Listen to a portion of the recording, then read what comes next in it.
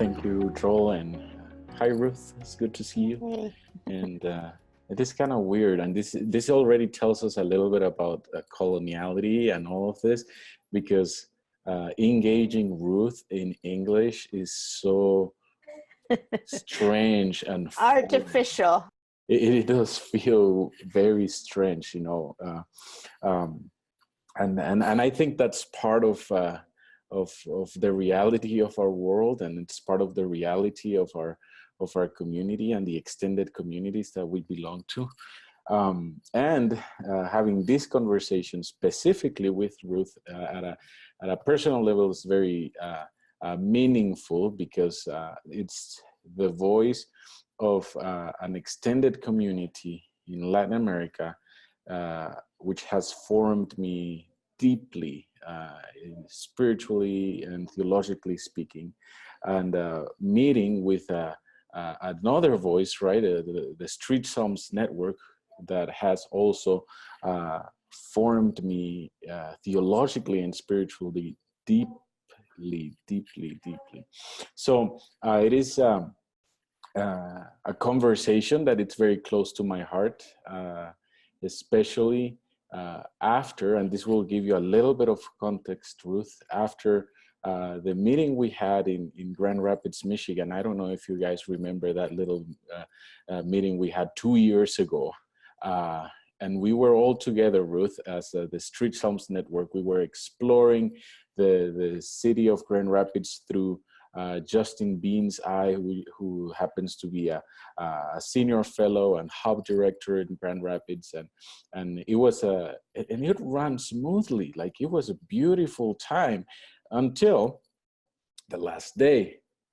And when we sat down, we started discussing how to move forward as senior fellows and how to engage with each other. And what it came down to was this unspoken, up to that point. During that, we spent 4 days together during those 4 days, and it got very tense, because some of us started asking more questions about, okay, let's wait a second. Why do we still have to engage each other as if the Street Psalms Resource Center in the States it's kind of like dictating things? And we were like, wait a second, yeah, why do we feel that way?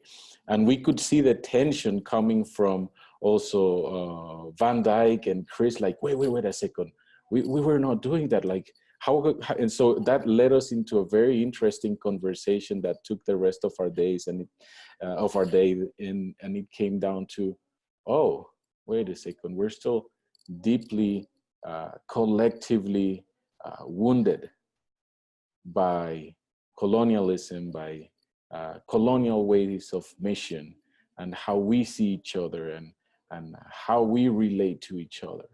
So that's why that's been close to my heart, because these are our friends, right, who we are still trying to figure out how to move forward on that. So with that context, I would like to ask you if you would be willing to, using your experience and what you've seen not only in Latin America but around the world, could you please share with us what you think colonial missions look like today? And then, starting with that, we can move on and ask more questions.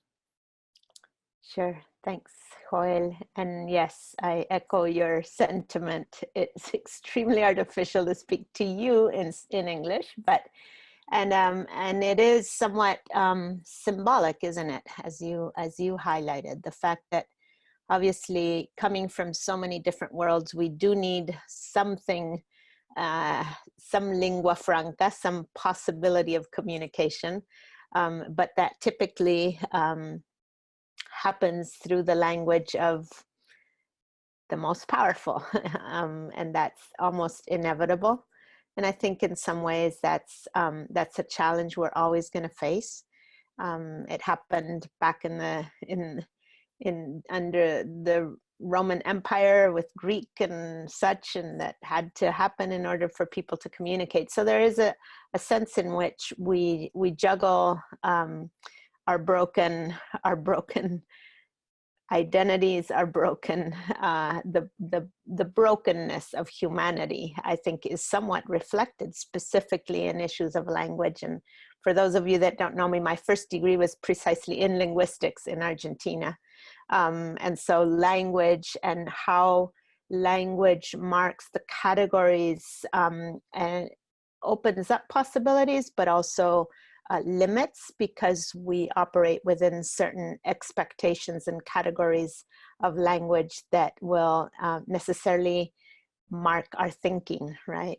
So when we think about, first off, just thanks for the welcome. Thanks for having me.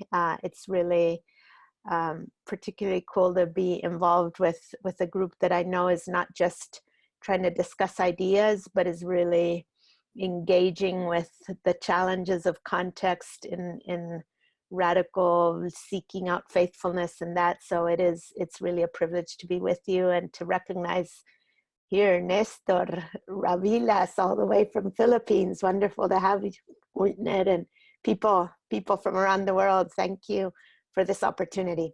So colonial mission, I think one of the challenges, just a little bit of background from Latin America, it's very easy for us in general to identify colonial mission in other places at other times in the hands of other people, right? So within Latin America, we are very conscious of how mission was, Christian mission was brought to our people, to the original inhabitants of the Americas, with the cross and the sword in hand. And there was this conflation of power with religion, and the expectation that the only that these were acritically associated. And so if you were to become a respected people group in the new world that was being created in the encounter between Europeans and Native Americans, then you had to adopt the forms of their religiosity. The challenge, though, and this is a fantastic, for those of you who want to kind of dig in a little more, I would highly recommend The Other Spanish Christ, written by John Mackay, this Presbyterian Scottish guy who spent several years in Peru and eventually became dean and president at Princeton Seminary. But what he talks about is how the true Christ was actually held back in prison by the Inquisition in Spain. And the Christ who was brought over to Latin America was not the real Christ. It was the Christ of the conquistadores. And this was a Christ who was either totally vulnerable as a baby or vulnerable as a crucified body, a bleeding body in the hands of powerful Mary. And because of that, had no ethics. There were no ethical demands. And in this, one of the things then is in this imaginary about where, how the powers of the conquistadores and the power of religion or Christ himself or the lack thereof, how these connected, then you could have conquistadores and very piously attending mass in the morning, raping indigenous women in the evening, and exploiting the workers or slaves the week. And so what happens now, what I was, my initial point was, it's easy to see all of that and say, oh yeah, that was colonialism, that was this association of power and religion, and but that's a thing of the old conquistadores. That's something in the past of the Americas, and the challenge is that some of the same imaginary, the same imagination, without the blatant ostensive cross and sword, is still often in the assumption of the way we go about doing mission, because the assumption is might makes right. Whoever has more not only knows more but is more.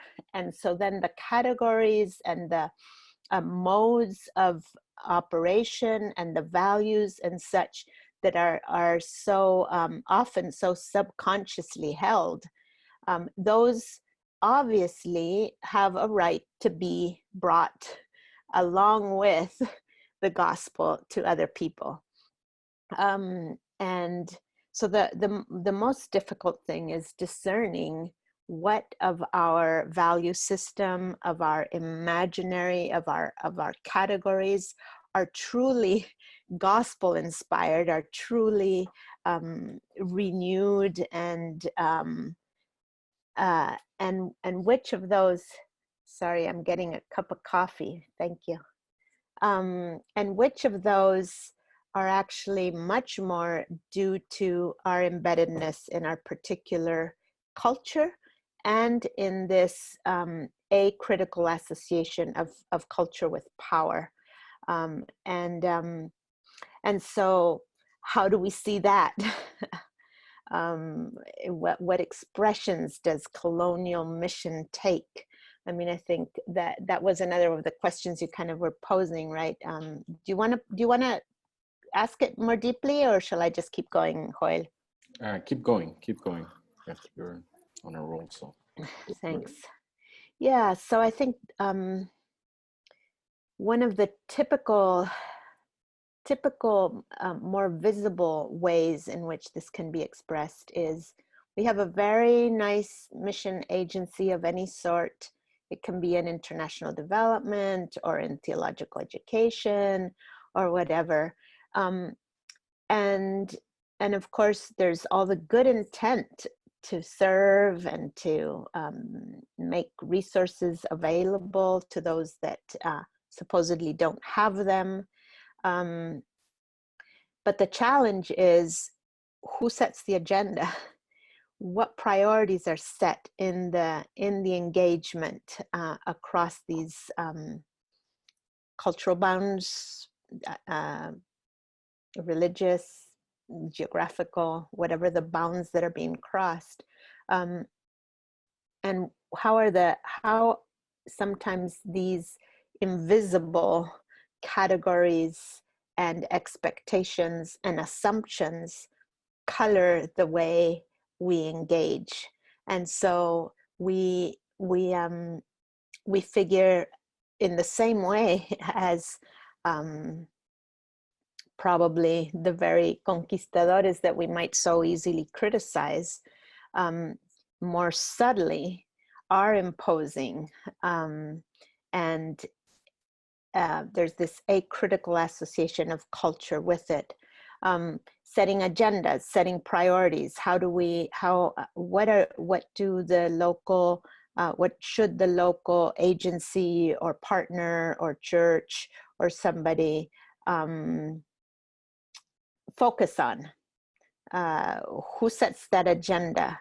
With what expectations of styles of leadership, of modes of engagement with others?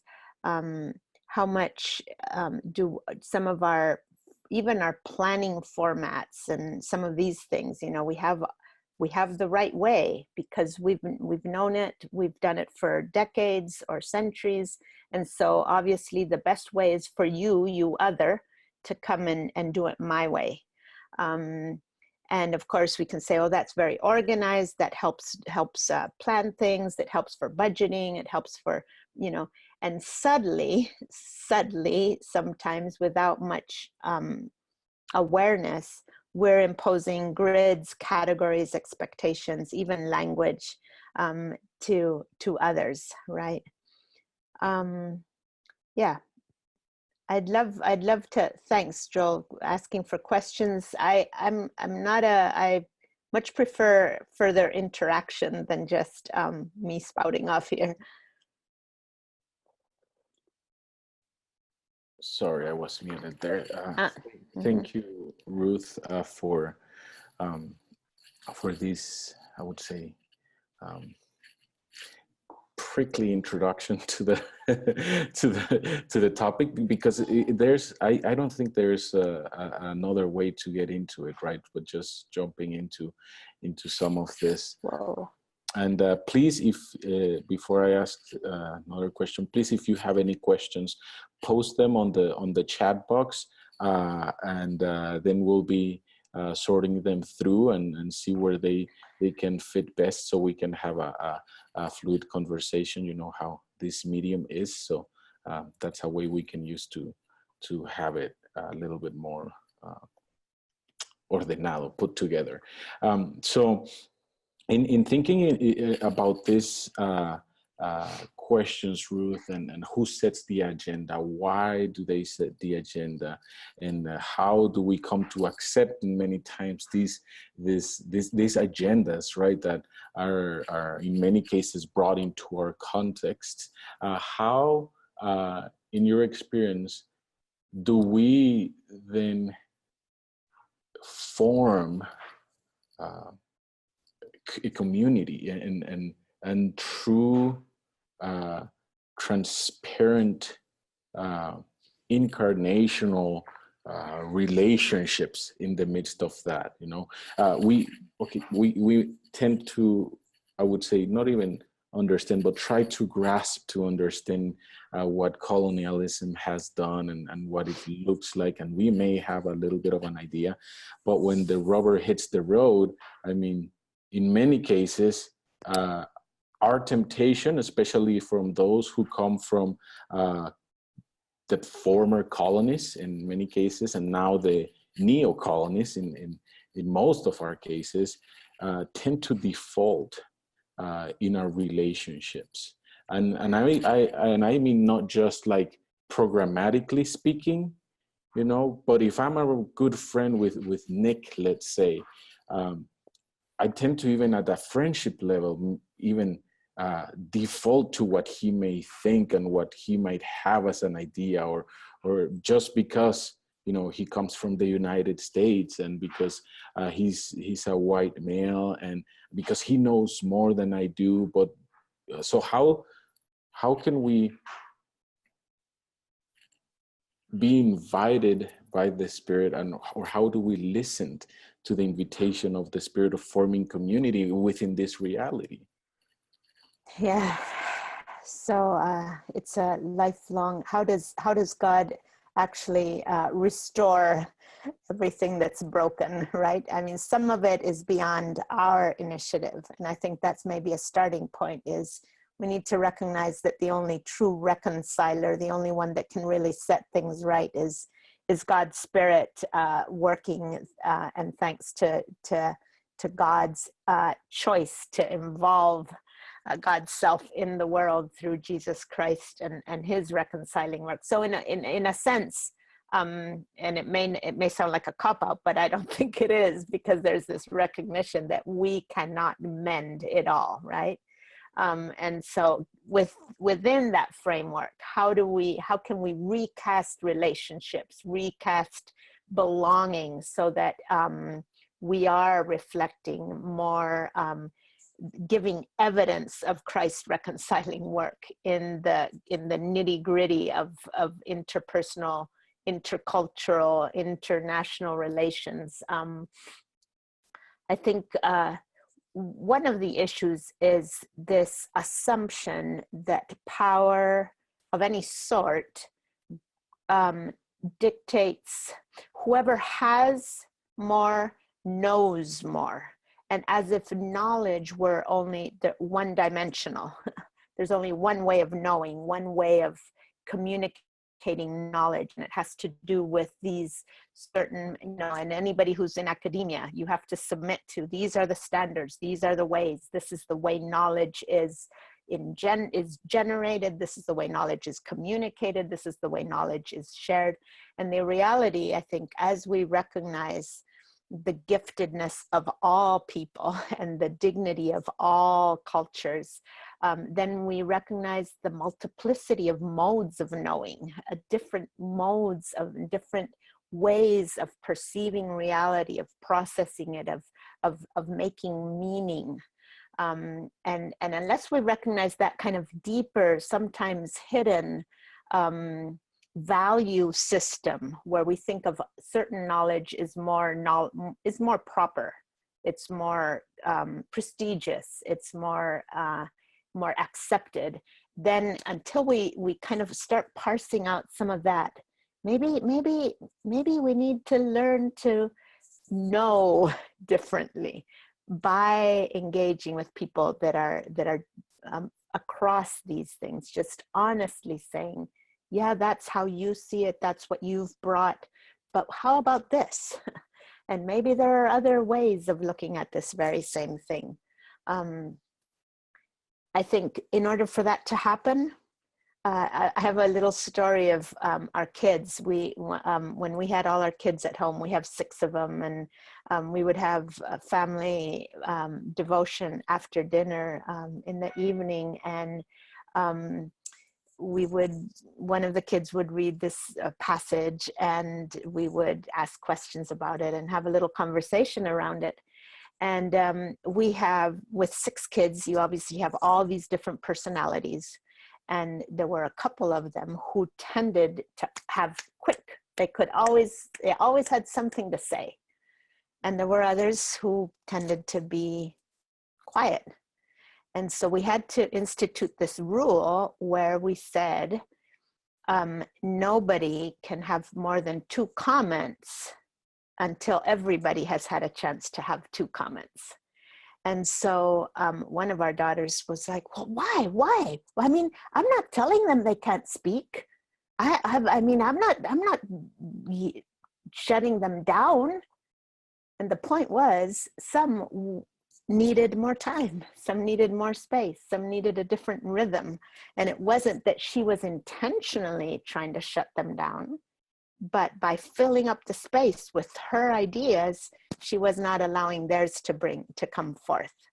And that was a very small little thing within the family, but what happens within this family of all of you? In what ways are some of your, who is filling up the space? What kinds of,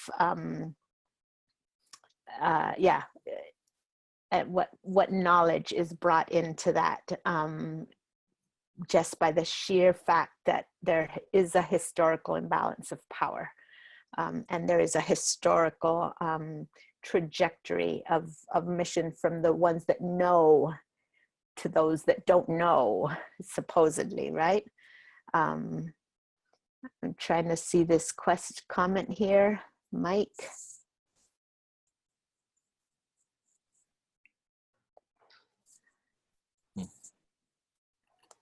Let's see. No matter how much I try, I still feel it within me to think up different ways to divide in order to conquer. This happens within so-called friendships and partnerships. Is there way to un-American in Africa? I'm sorry, Mike, I don't get that. Yeah, Mike, go ahead and unmute yourself and ask the question. Yeah, there's this sense, Ruth, that we've been on the continent of Africa for 14 years.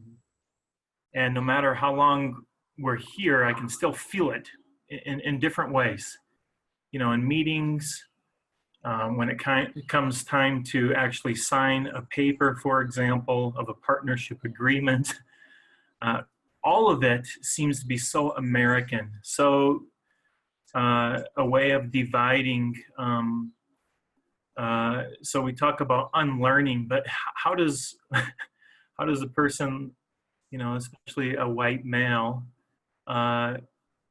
un-American, how do we do it a different way? that it literally starts to become us, into our being, when so much of it is held because of the power, because of the history, and how that plays out in different ways. That's what I mean by that. Yeah. And of course, I have all the answers to all your questions. So just, no, I mean, I think they're definitely time and relationship to, there probably has to be there will not be change without an intentional stepping back. In order, as my illustration was, there's all the good intent, but who fills up the space?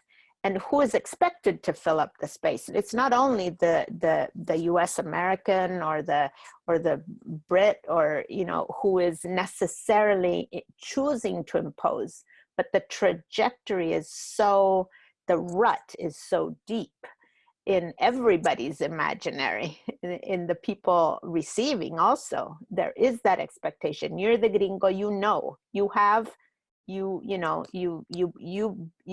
backed by this powerful, at least in people's perception, powerful resourced agency and church or whatever it is. And so we just have to kind of follow suit. And you've called the suit, so we're just gonna follow. And so I think one of the issues here is trying to work at reducing the blame and the finger pointing, because this is a problem we all share. It's not a us versus them. It's a structural, and it's a sin. Perpetuated through centuries and made structural, right? So how to undo that? I mean, I think there needs to be this intentional backing down, backing off, opening space,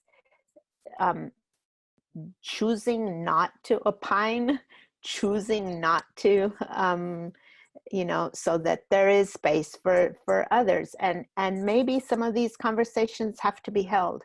In our community in Costa Rica, we live as part of an intentional Christian community, Casa Adobe in Costa Rica, and we are an extremely diverse cultural group. I mean, we have gringos, we have Latinos, we have younger, older, we have refugees, we have people, we have homeowners, my husband and me. I mean, we're the powerful ones there because we own the place.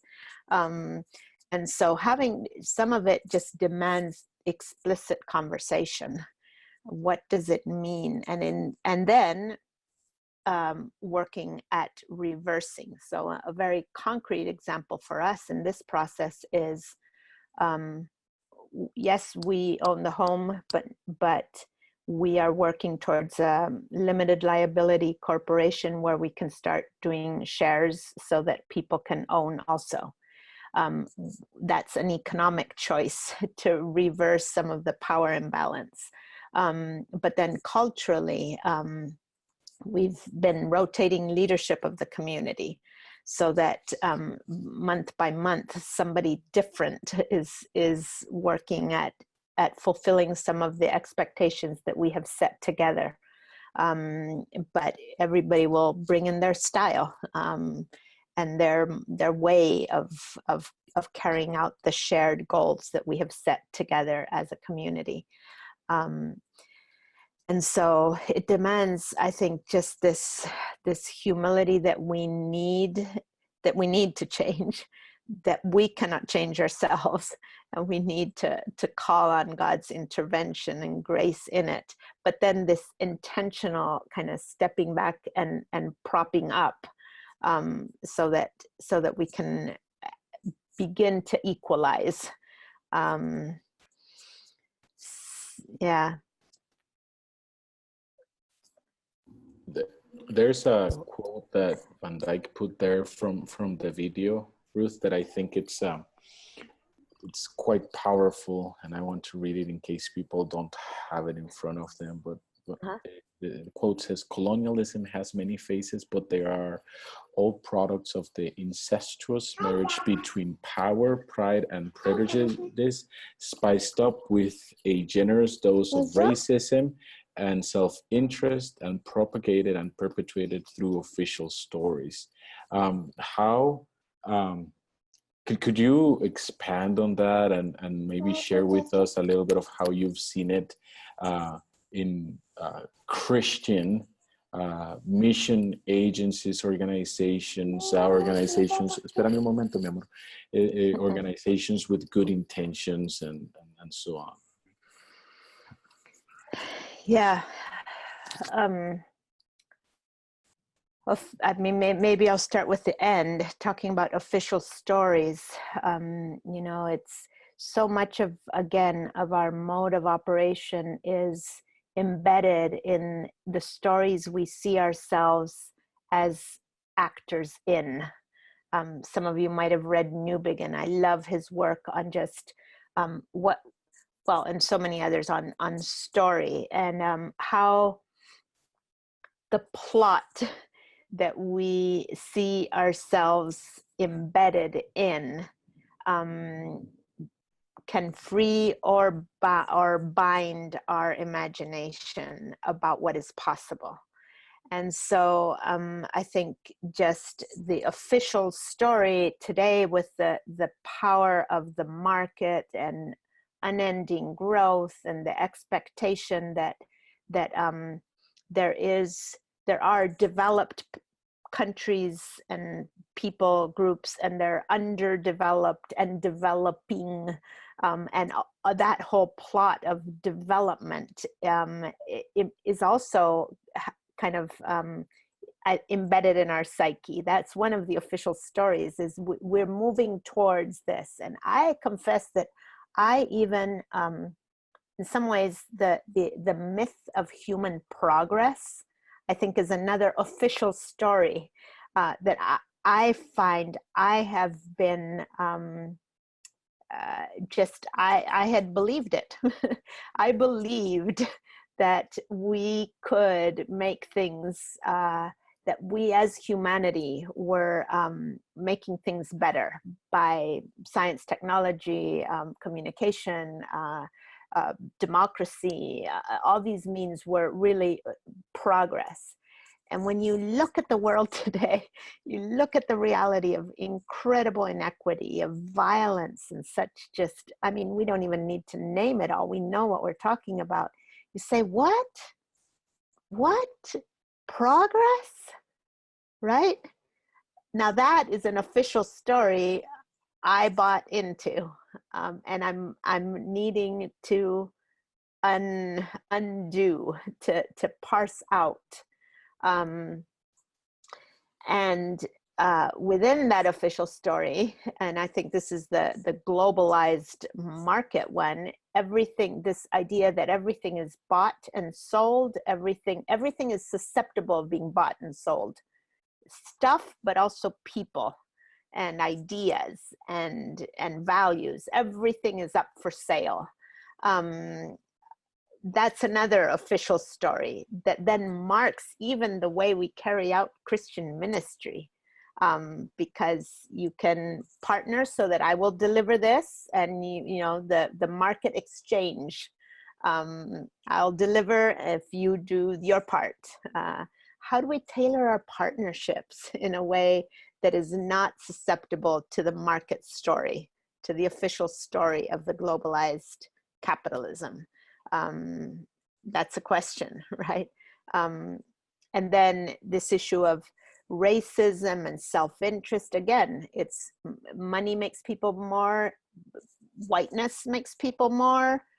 They're all mixed into this official story, and to name these, to open up and kind of see the messy ingredients that are composing this plot, I think is part of the work that needs to be done. It's part of the work Jesus did, It's part of the work the early church had to do of you know, have a Peter come and say, can you believe it? The very same spirit that is in us is in that Roman centurion and his family.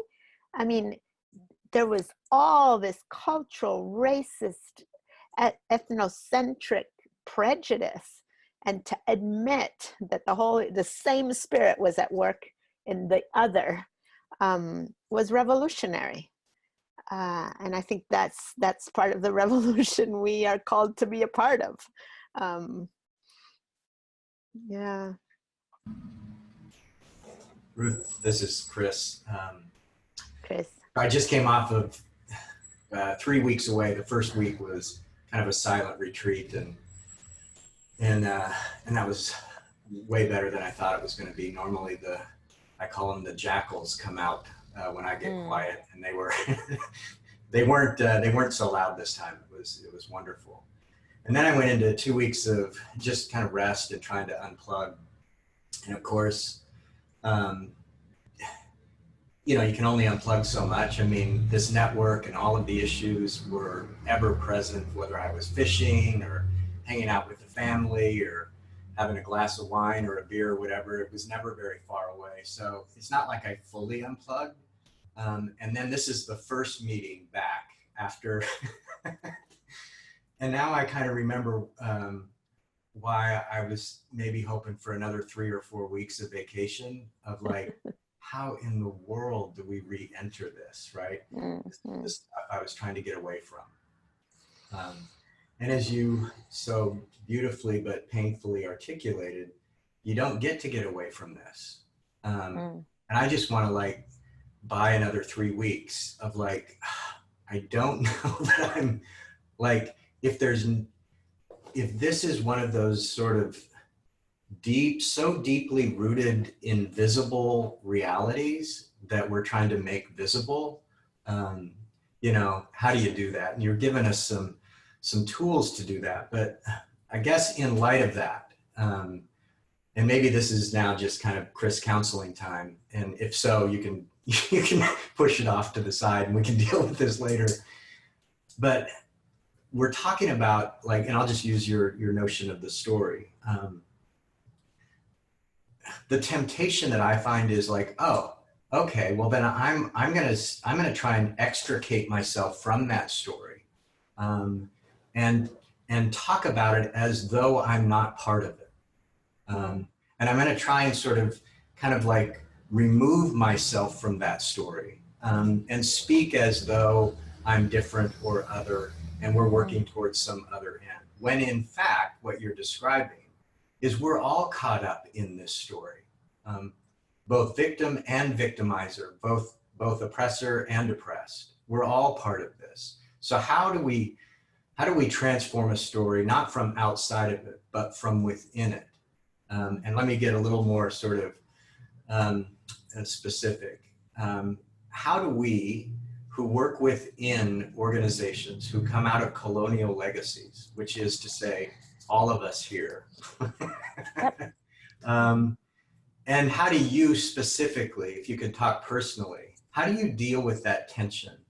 You work within a mission agency, or at least part of you works within a mission agency called Resonate Global Mission, who's had a glorious past that God has used to do amazing things, and has also been a part of some of the most horrendous stuff that we can dish out on the world.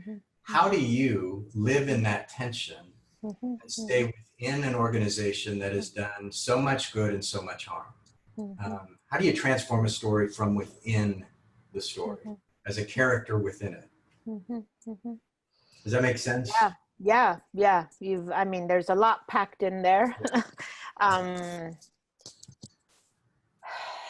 You know, when I think about how Jesus invited people into another story, his early followers were very embedded into this imperial reality of Rome and its modes of operation and its practices and its categories and its exclusions and everything, but also history, and a religious matrix that also had its boundaries and its belongings and its exclusions and its hierarchies and such. And so how did Jesus come into that story of these people?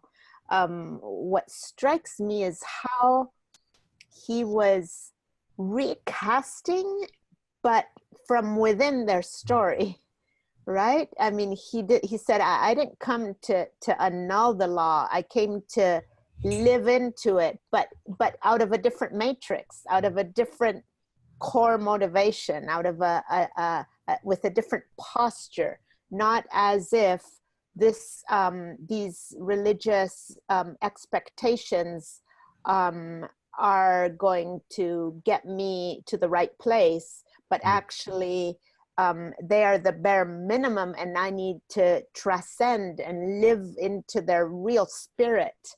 And so it's a conversion from within that story, that just was like a shift, that gave the whole thing a new meaning, right? A new covenant, a fresh way of looking at love your neighbor, love God, the Sabbath, the rest. All of this was just, it was just marvelously recast. How does that happen? I am becoming more and more more aware of the living in the tension, living in the midst of the lament. And we're working in our morning prayers at Casa Dove. My husband, Jim, he does not, I mean, we take turns every morning. We have morning prayer, and we take turns leading it. And he only leads us through the Psalms, and almost always through Psalms of lament, because that's the world we're in today. And so I think we need to learn to name those ugly things and cry over them, cry to ourselves, cry together, cry to God. I just, a very good friend, a seminary, a theologian that taught at Fuller for many years, and now is at another place. He just had a stroke last week, and he's really debilitated. I don't know how he's going to come out. And a common friend, another theologian, has been posting on Facebook poems of lament and calling out to God for, why, God, this servant of yours who's doing so much good. And it's just, and yes, there are times when all we can do is lament, or not all, but we need to be able to, have space to lament. And at the same time, then to believe, to cling to the hope of renewal and by God's Spirit. And so how does that hope take shape? I think it takes shape in just very local expressions, very, very, very small expressions of reformed relations, I did this talk with the CRC on rewriting belonging. How do we rewrite our belonging into a family that is so unlikely, where we can embrace one another and start erasing some of these differences? And in my case, it's very much embedded in my both in my very local community of Casa Dove, but also in the global community of Infinite, which is somewhat parallel to this your urban group here, in that we meet every month by Zoom, and we pray together, and we bring up the issues that are burdening us together, and then we also do theology together, and we try to inspire and encourage one another, so that we can learn across, you know, the Romanian from the Filipino and you know, all this crossover. This is an incredible privilege. So let's make the most of it so that we can in some way be, I think, just little seeds of this new creation. Not expect to change the world. I think maybe age is sobering my expectations, but yes, just give evidences of the truth of this of the story of God's good purposes for creation, right? Yeah, thanks. Yeah. I have a couple questions here, but I would like to know if there's anybody else that has a question, if there's something burning within you that you just want to ask along the lines of our conversation. You know, I'd like to hear from Valerie. His question, I think it was back a little bit earlier, about if the first imprint of the colonial expression of Christianity was violence. I don't say your question, Valerie, around that, but like, I'm really curious about that. Like, what happens if the first encounter with Christianity comes through violence? What does it mean to be, how do you decolonize a Christianity so deeply embedded with violence? Is that what you mean, Valerie, or were you taking it somewhere else? Well, that's where I wanted to lead the conversation, because up to now, more than, let's say, 400 to 500 years after we've been discovered by Christopher Columbus, the question remains among intellectuals. That's how it's labeled here, and we always smile. The Indians' encounter with Christianity was with a sword. And that's what Christopher Columbus told Queen Isabella. Every place that he would go, he would plant a cross. But he came with a cross and with a sword.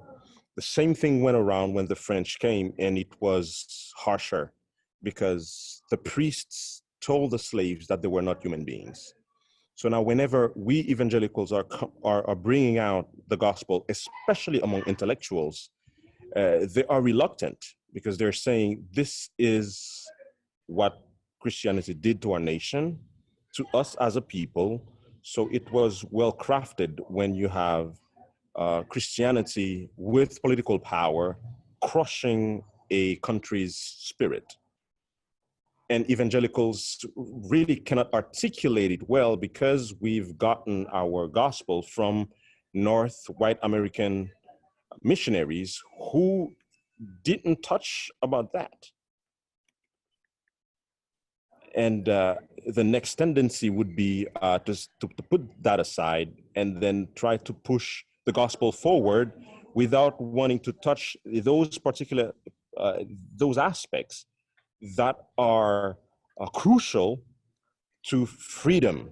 You know, and now some people are saying being a Christian or being an evangelical Christian means not being a Haitian, because everything that is white is good. Everything that is native is bad. So there's not a reconciliation between who we are as a people and how does the gospel speak to our present context, and how do we address a mental slavery and our attitude as well.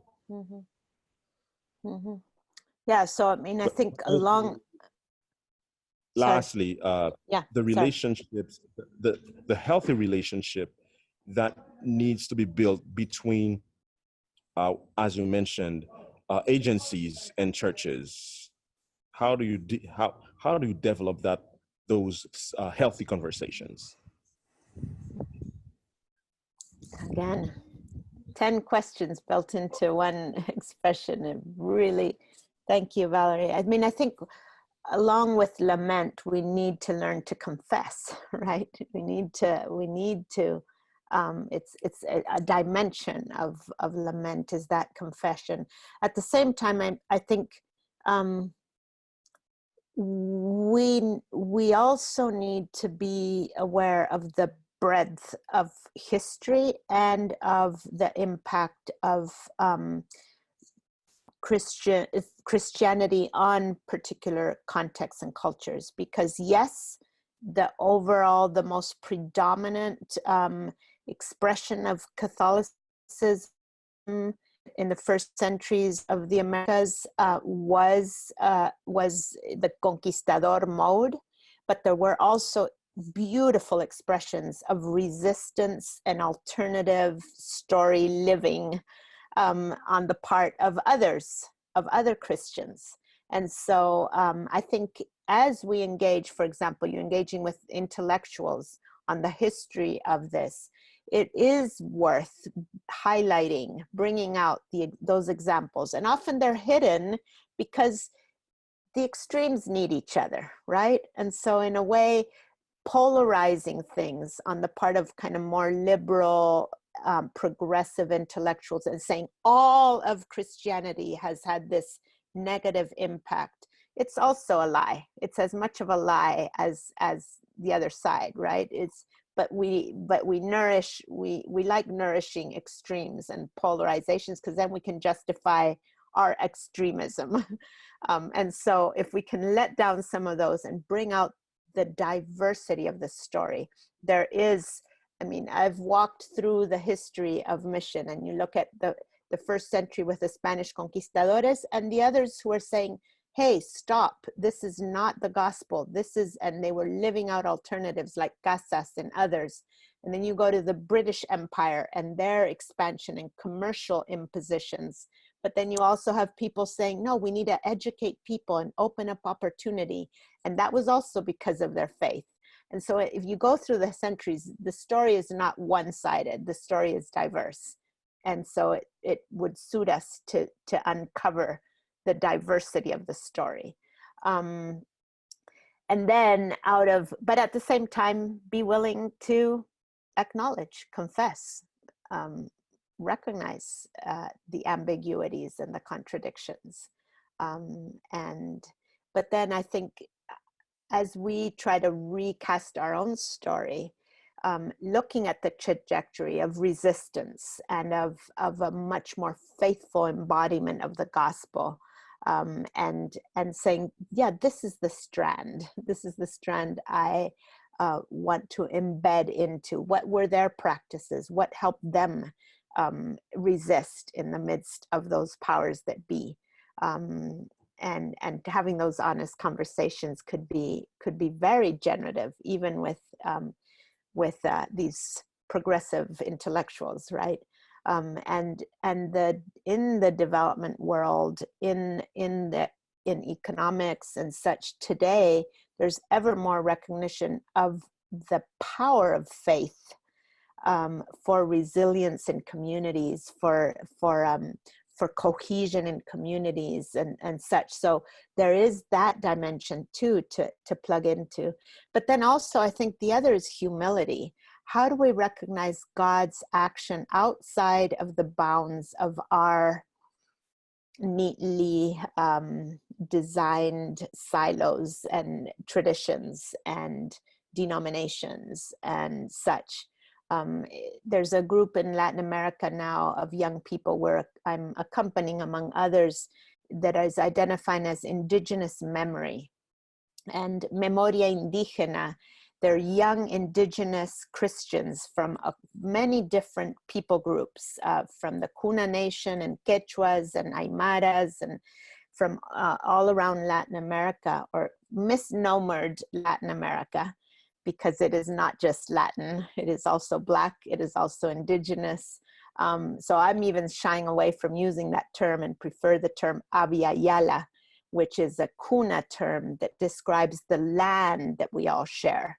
So anyway, people from Abya Yala, from the native groups of Abya Yala, are Christians, are seeking to recover the stories of their own people, and recognizing how, and grappling with how does their creation story and the Christian creation story, how has God revealed God's self through the cultures and traditions of people other than Northern Europeans. So I think this posture of humility and recognizing that we don't own the whole truth, that God is far bigger than our traditions and definitions, that's another posture. So maybe what I'm calling us into, as I hear myself, is a lot of this is about the posture with which we're engaging, right? It's lament, it's confession, it's humility, and those are the things that'll make us open to God's work through us, in us, between us, in spite of us, more than formulas that we can easily jot down. That would be just another log frame and look at outcomes and outputs and the whole stuff, the whole thing.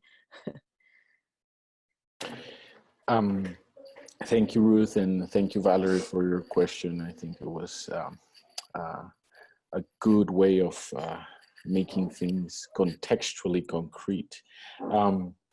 I saw you, Holtner, posted something above, and I don't know if you would like to just elaborate a little bit on that and share with us what was on your mind. I couldn't see if it was a question or just a comment, but yeah, maybe it might help us. And Holtner's interaction will be our last interaction for Ruth to respond to us. I know Ruth has to head out a little bit sooner than we finish the call, but after Ruth heads out, we will stay for the rest of our time, so we can ask a few more questions amongst ourselves as the street psalms in your fellows. All right, Holtner. Yes, hello Ruth, good to see you. Hola, Ultner, lindo verte. Igualmente, Ruth. Well, I was just wondering how much our institutional thinking forces us to use all human methods of conquest, because our institutions need both sustainability and the capacity for spreading and growing. And yeah, just remembering that the conquest campaigns from Spain and Portugal did not begin until the future, the position and influence of these kingdoms was under great threat. Mm. You know, the conquerors came basically with the purpose of guaranteeing their kingdoms that sustainability and the power to continue to expanding. So what happens when our institutions are under the threat of, you know, sustainability and growth and expansion? Yeah, it's tricky. I mean, one of the fascinating things about the Spanish conquest of Abya was that it wasn't just their political threat. There was a religious threat with the religious wars in Europe and the Roman Catholic Church losing its hegemony. And so all of a sudden, this was a gift from heaven to have all these people that could be brought into the church, right? So that's a fascinating coupling of the political and the religious need for expansion and submission of others. Oh, yeah, it is a challenge, isn't it? I mean, and how do our modes of operation as institutions, they're marked by our search to survive as such, right? I've been in leadership of the Latin American Theological Fellowship, and we've been through some crises in recent years. And one of my questions to a church historian with long trajectory, Sidney Royce, some of you might recognize his name, he said, Ruth, you know, institutions, movements have their life, have their purpose, have their time, and then they don't, in a way. And yes, I think we tend to hold so tightly. Many of us are involved with the Christian Reformed Church. The questions, oh, the dwindling numbers, and where are the young people? And so we have to tailor our strategies and our work based on making sure we hold them tight, right? again, what is our motivation? How are we seeking the kingdom of God, not the kingdom of our little turf, of our little feudal reign? I don't know that I have an answer, Ned. I mean, I think that we all have to do in humility, in making ourselves available to recognizing we do need institutions to organize ourselves and to make things happen. And institutions are not necessarily bad, but allowing them to have such power over us, when really the things happen when people like you are getting together and you're engaging with each other and you're nourishing a vision, and you're supporting one another and carrying out that vision, and you're walking together, and the intimacy of those relationships. And so I think bringing it back to some of the original questions, how do you as a community undo some of these colonial patterns? Hopefully it's from these margins. It's you as a margin versus you and your institutions that can maybe bring those questions into the institutions and nourish change from these margins into the established structures within which you work. Nestor had a comment here.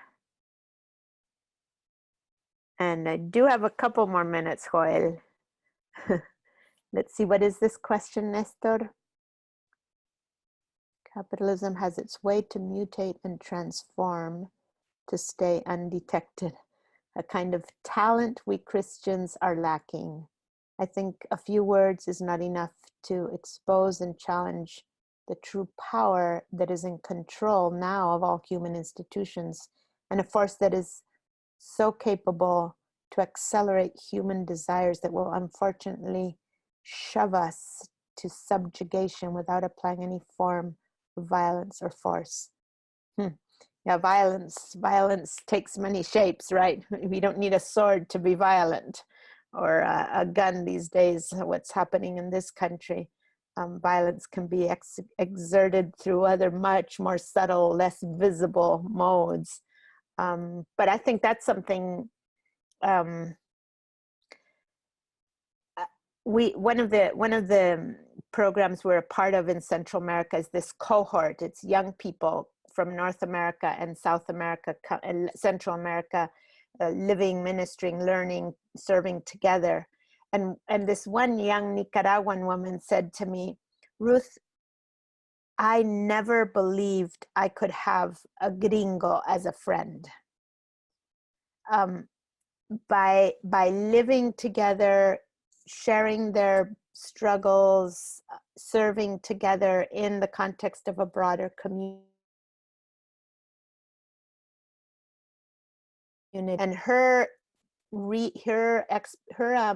stereotype, her understanding of gringos was they are powerful, they are proud, they're arrogant, they are impositional, they are, right, all these things about gringos. And she said, Ruth, I mean, this year has taught me that there is, that I can't just make this blanket statement about all of them. And that has nourished a whole other new relationship, and in which she saw his weaknesses. She had to learn to forgive. He had to learn to forgive. That, you know, just the undoing of some of these stereotypes that are built on history. I mean, they have a reason why they're built, but they're not intractable. Is that the word? They can be overcome. Yeah.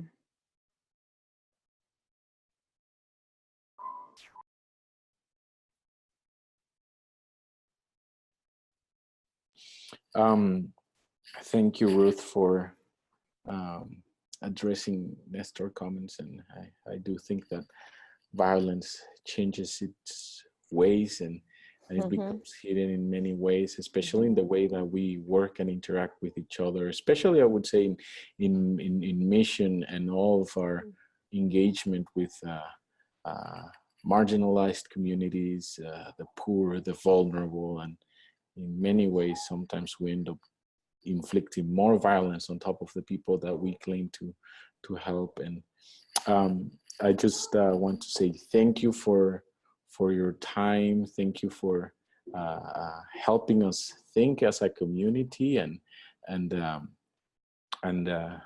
already wrote some questions here that I will post for further consideration of our small community and help us start thinking in very concrete ways that we can subvert the stories from within the relationships we're engaging. Before we let you go, I would like to know if there's anybody else who's got something that want to ask, and if not, we will be very thankful.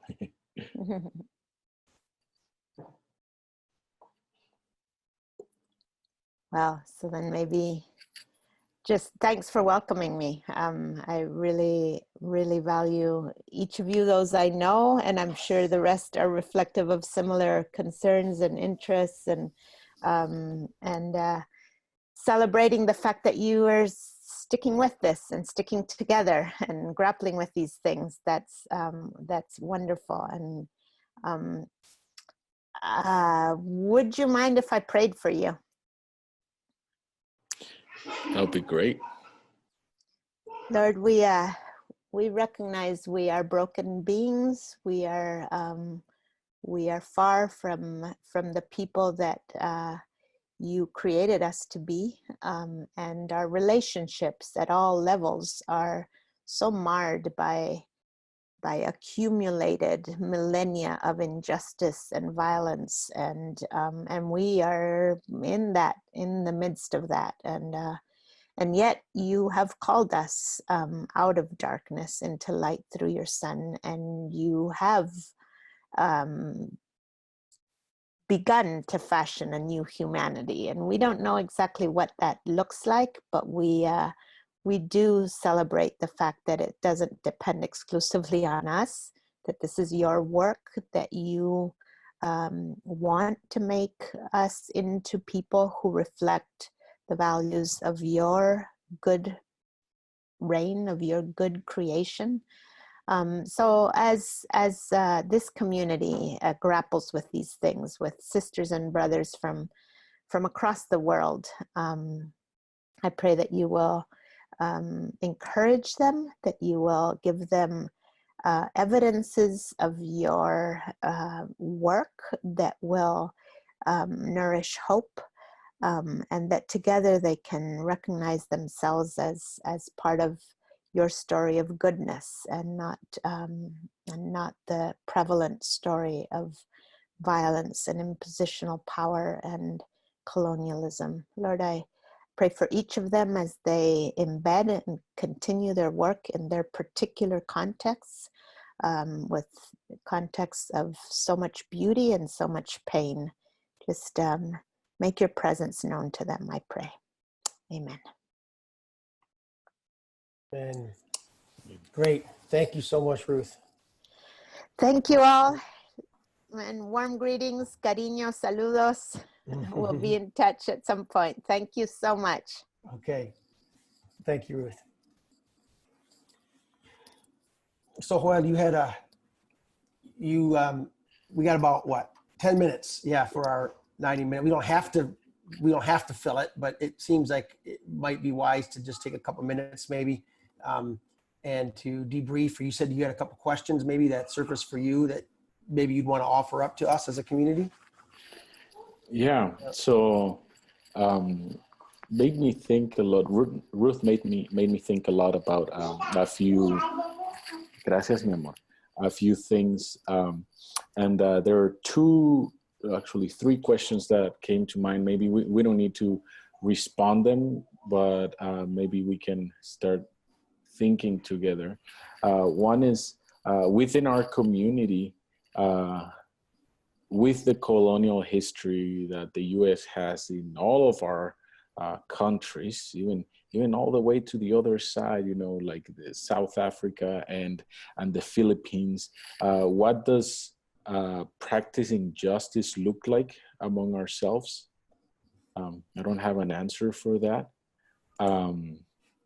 The other question is, and this is at a very personal level, as somebody who comes from a context and a neo-colonial context from the United States, you know, exerting oppression and many other things with the great president you have these days. What do I need to let go of in order to also relate transparently to those who represent that power too? And then the last question that came to mind was more in regards to the let's use the word expansion, you know, of the Street Psalms community, the new training hubs and all of that. Is the expansion, is the growth of the network following colonial patterns? If so, how can we, from the get-go, before it grows even more, subvert those patterns and open the space for even more transparent relationships? So those are the three questions. One is at the level of the community that it's already formed. The other one is at the personal level, and the third one is just at the organizational level. So I don't know. Those are the questions that I have. Don't have answers for them, but I thought I would just throw them out there for all of us to think about it.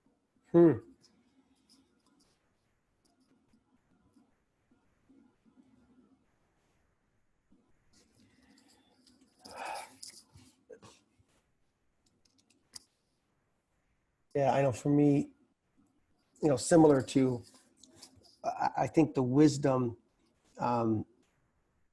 that distilled to the surface from the gender equity conversation was, I think I know for me, there was an internal urgency of, okay, so how do we fix this, right? There's that fix it mentality of let's do something practical, tangible right now that is of a fix it, you know, kind of approach. And I think what we learned in that was that it was that Eugene Peterson, again, that idea of a long obedience in the same direction, was that being in the conversation, being honest about it, not running from that tension, but continuing to lean into it, is what has, you know, that you wouldn't know it from our call today, unfortunately, but what it has brought some generative movement forward in some really positive ways, you know, as an organization and a network. Still a long way to go, but there's some really good movement. And I wonder if something like this as well, in that similar vein, I know there's a paralysis within me that says, okay, what's the immediate thing we can do to have a cause and effect response to the kind of conversations we've had. I mean, I know we've had these globally when we've been together face to face. We've had them individually. I know I've had some really heart-to-heart conversations with both Mario and Hootner and Valerie about some of these issues in one-on-one calls. Just knowing the intensity and the reality of those situations. So, you know, I wonder if your three questions, Joel, don't really give us some, you know, something to really continue to chew on. And is it enough? And I ask this of Fred, Nestor, Valerie, Hootner, and yourself, as leaders born and raised within the countries in which they're serving. You know, is this and what's happened previously the right stuff that's moving in the right direction? Are we getting someplace that's generative, or is there, in your opinions, something even more concrete or specific we could continue to lean into as we are honest about this reality? and the realities of the colonialization within our own relationships, both at a ministry level and at a personal level. Is this enough where we're at and has seeded some of the right kind of movement leaning in forward? Or is that a colonial mindset of wanting to just say, okay, we had the conversation, now let's move on back to business as usual? I don't know, I'm asking, that's what I'd love to hear. Joel, just thinking aloud, what if we had another conversation and we made a list of current practices, current colonial type practices within our organizations? What if we did an exercise trying to identify current colonial type practices within our organizations? Just thinking aloud. You're saying what if we as a community did an inventory and each person made listed out some things that would be identified as colonial type practices? Is that what you're saying? Or we, the Latin Americans, or we, you were talking about Valerie, Aguilar, me, can't remember who else you mentioned. Fred and Esther, yeah, those. Mm-hmm. Yes. Mm-hmm. I wonder though, and this is just me being overly critic, if we can do that at the level of our community, like not only at the level of the organizations on the ground, which is great, because I'm pretty sure we still carry a lot of that baggage in the work we do, but could we come up with maybe practices that we see as colonial within the Street Psalms community? Not that they're gonna get fixed, necessarily, but at least are there certain things that we can bring up to light?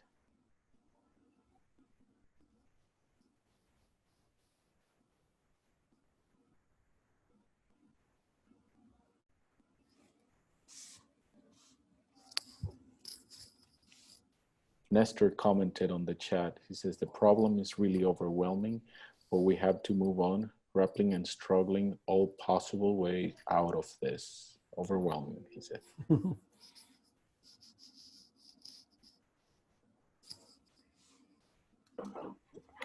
I wonder, I'm just thinking out loud as well here. Ruth used that example of children playing a game. And in order for the game to be more just, is that the rules had to be changed in the game.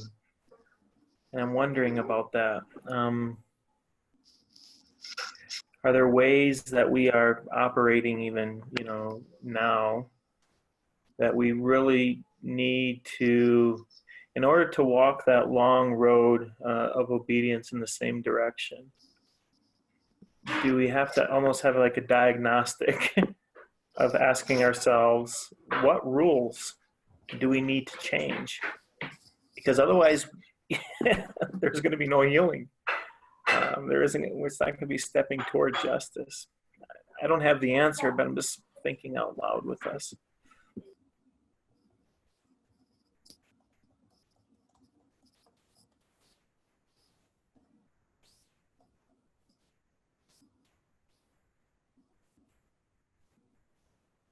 There are a couple other comments on the chat box. Fred says, colonialism and Christianity has a deep bond in our context. Even up to now, our sense of self is conflicted because we mirror the colonizer while at the same time we struggle to go out of the colonizer's shadow. Then Valerie said, I think it will be an issue that will remain for a long time, but important to address in all generations, I assume, providing a positive message as well. So I don't know, this is as far as I can think right now. And yeah. Okay. Well, great. Well, thanks, Joel, for facilitating, and yeah, for leaning in to this with Ruth and helping to just guide and prod and poke us with some of these issues in an ongoing way. I think it's, I think the posture issue I wrote, that's just how Ruth kind of summarized herself in hearing herself talk. She kind of summarized it by saying, is this really all about posture? And I think, we've learned a ton about that. And I think I think there's just a lot of really good in the posture that we've collectively taken to not avoid thorny issues and conversations, but to lean into them and not to then allow them to dissipate into, okay, that was good, now let's go off into something else. I mean, we're in the process of considering what it percolates, and distills to the surface for us as a network moving forward. And so I would hope and pray that, that's what we could come back to around some of this as we let it sink in some, and continue to just ask the questions around posture and what the implications are. So thanks everyone for getting on, for those who were able to and sticking it out. We're at our 90 minutes, so we need to move on into the rest of the activities of the day. And for some of us, our beds are calling. I'm looking at ribbons. Oh no, I guess it's too early in the evening yet for you. It's not too late, but great. Thanks everyone.